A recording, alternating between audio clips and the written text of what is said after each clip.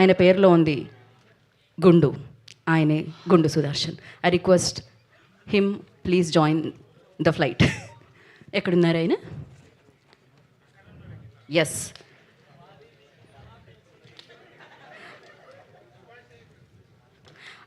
ఆయన real name అయితే గుండు సుదర్శన్ అండి, కానీ ఆయన ఈ ఫ్లైట్లోకి రాబోతున్నారు ఎలా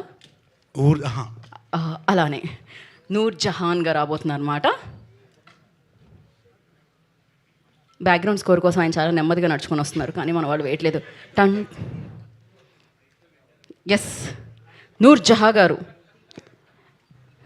మీకి మాకి ఈకి ఫ్లైట్కి స్వాగతం పలుకుతుంది. మీకి తెలుగు తెలుస్తుంది?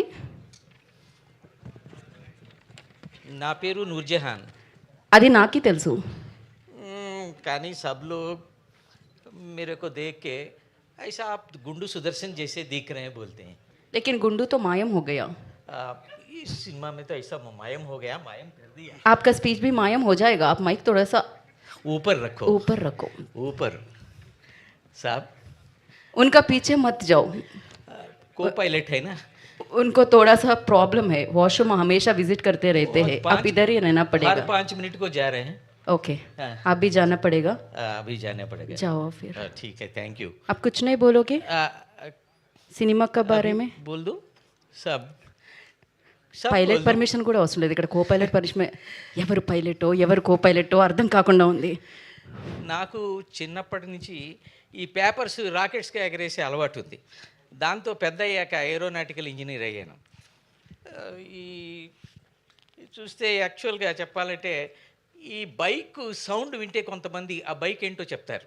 అట్లాగా నేను ఫ్లైట్ సౌండ్ విని అందులో పైలట్ ఎవరో మై బోల్ సక్తా. నాకు ఒక చిన్న హెల్త్ ప్రాబ్లం ఉంది, దాన్ని బయటికి చెప్పలేను.